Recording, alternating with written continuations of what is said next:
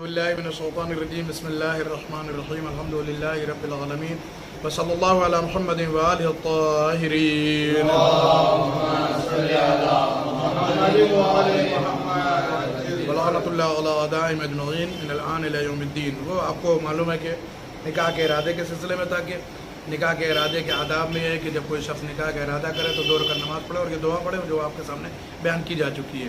اس کے علاوہ جو ہے 5 امام کے زمانے میں ایک واقعہ تھا جو آپ کی خدمت میں عرض کیا کہ ایک شخص نے آ کے کہا کہ فلاں نے اپنی شادی گرم ہوا میں اور دن میں کی. تو آپ نے فرمایا کہ مجھے نہیں لگتا کہ ان کے درمیان جو ہے وہ اتحاد و اتفاق رہے گا, ان کے اندر جدائی ہو جانے والی ہے. چنانچہ چند دنوں کے بعد طلاق ہو گیا, دونوں ایک دوسرے سے الگ ہو گئے. دوسری معتبر حدیث میں منقول ہے کہ شوال کے مہینے میں نکاح کرنا اچھا نہیں ہے. شوال کا مہینہ یعنی رمضان کے بعد کا مہینہ, یعنی یہی جو چل رہا ہے. پہلے یہ ہوتا تھا کہ جو ہے وہ ذیقات کے مہینے میں ہمارے یہاں کہا جاتا تھا کہ ذیقات میں نہیں کرنا چاہیے, اس لیے کہ گاؤں میں ذیقات کو خالی کا مہینہ بھی کہا جاتا ہے. کہا جاتا تھا خالی کے مہینے میں اس لیے نہیں کرنا کہ جو ہے وہ کیا ہے گود بھی خالی رہتی ہے. یہ عورتوں کی شریعت تھی. ذیقات کو گاؤں میں دیہات میں خالی کا مہینہ بھی کہا جاتا ہے. جیسے یہ عید کا مہینہ اگلا خالی کا کہا جاتا تھا. وہ اس لیے بھی کہ کہتے تھے جب خالی کا مہینہ ہے اس میں جو ہے وہ نکاح نہیں کرنا چاہیے. اگر نکاح ہوگا تو انسان کی زندگی کیا خالی خالی رہے گی, اولاد نہیں ہوتی ہے. ایسا لوگ کہتے تھے. اس کا شریعت سے کوئی تعلق نہیں ہے. اور مزے کی بات یہ ہے کہ جب یہ کہا جاتا تھا بھائی ایسی کیا دلیل ہے کہ خالی میں نکاح نہیں ہو سکتا ہے ذیقات کے مہینے میں, تو کہتے تھے چونکہ جو ہے وہ عائشہ کی شادی خالی میں ہوئی تھی اس لیے اللہ نے ان کو کیا ہے اولاد نہیں دی تھی, اس لیے اب جو ہے وہ ہم لوگ بھی خالی میں نہیں کریں گے. جبکہ کوئی یہ پوچھے ان سے کہ صرف عائشہ کی شادی تو ہوئی نہیں تھی, رسول اللہ کی شادی انہی سے ہوئی تھی, وہ بھی تو ان کو تو اولاد دی اللہ نے. سمجھ رہے آپ؟ تو اس کا مطلب یہ افواہ ہے, افواہوں پہ دھیان نہ دیجیے. شریعت میں بھی افواہیں بہت ہیں, اس لیے سب سے بہتر کیا ہے کہ خالی میں ہو سکتی ہے. اور خالی میں تو جناب معصوم قم سلام اللہ علیہ کی ولادت ہے, جناب امام علی رضا علیہ السلام کی ولادت ہے. سمجھے جی ہاں, پہلی اور 11 دونوں جو ہے وہ کیا ہے, اس کے بعد 25 ذیقات جو ہے وہ زمین کا فرش بچھایا اللہ نے. سب مبارک تاریخیں ہیں.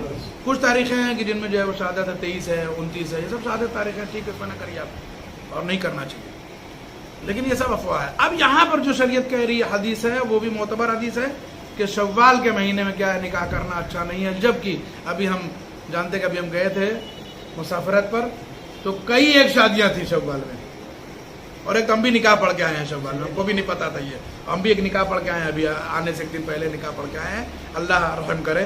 جبکہ جو ہے وہ حدیث معتبر میں کہ شوال میں نکاح کرنا اچھا نہیں ہے.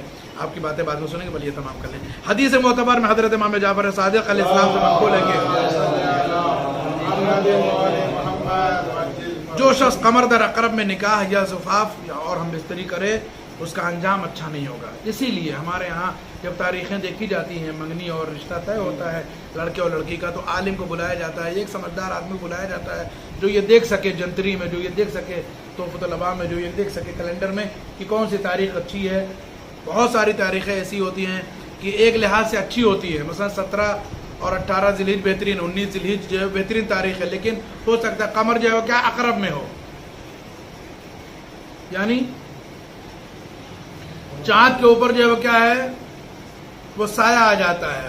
وہ اس وقت جو ہے وہ کیا ہے وہ نحوست کا وقت سمجھا جاتا ہے, یعنی چاند جو ہے وہ کیا ہے بعض دفعہ سایہ اور غروب میں چلا جاتا ہے, اور جو ہے وہ عقرب جو ہے کیا وہ منحوسیت کی نشانی سمجھی جاتی ہے. اس لیے کہا جاتا ہے کہ بھائی قمر در عقرب, اس لیے اس میں شادی نہ کریے. عقرب سے باہر نکل جائے یہ چاند تب جو ہے وہ شادی کی جانی چاہیے.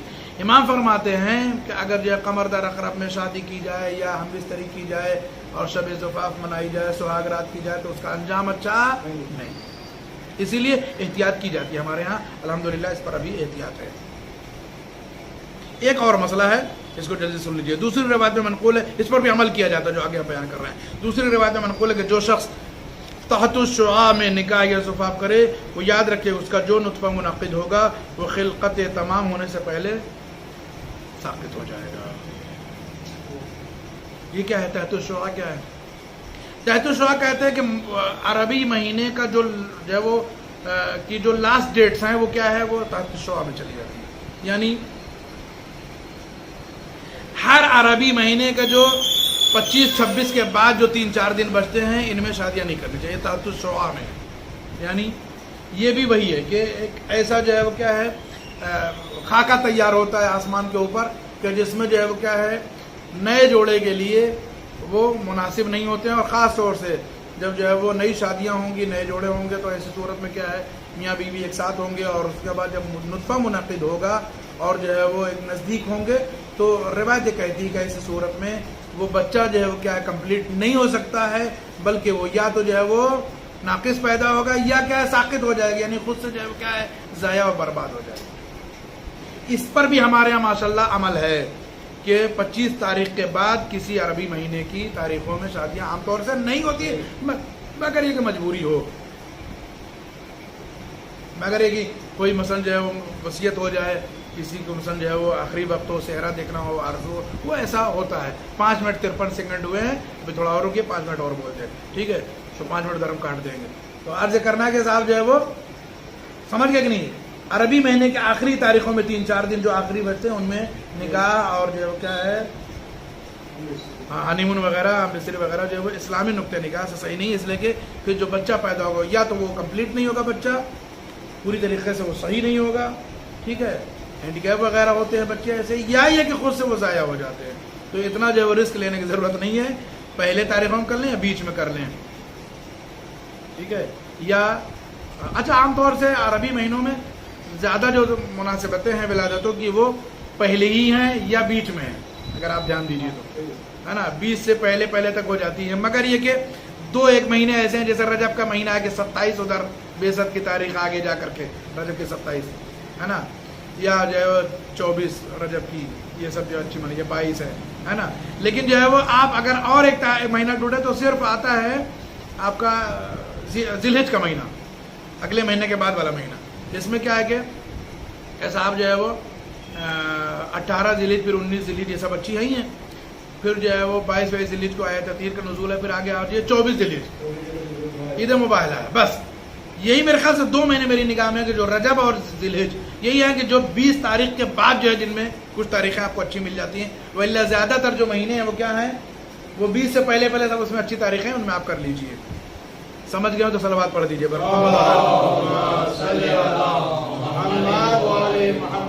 ایک چھوٹی سی روایت اور پڑھ دیتے ہیں، 10 منٹ سے پہلے چھوڑ دیتے ہیں، آگے 2 روایتیں باقی ہیں، وہ انشاءاللہ اگلے ہفتے۔ حضرت امیر المومنین علی بن ابی طالب علیہ السلام آج کا دن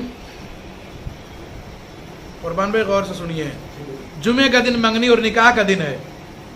آج کا دن کیا ہے؟ منگنی اور نکاح کا۔ جب بھی شادی کی پہل کرنا ہو امیر علی بھائی، اپنے بیٹے کے انشاءاللہ آپ منگنی اور نکاح کی بات کریے گا تو جمعے کے دن کریے گا۔ یہ سمجھ لینا چاہیے کہ نکاح میں مومنوں کو بلانا، کس کو؟ مومنوں کو بلانا، ان کو کھانا کھلانا اور عقد نکاح سے پہلے خطبہ پڑھنا سنت ہے، یہ سب جانتے ہیں اور عام طور سے ہوتا بھی ہے۔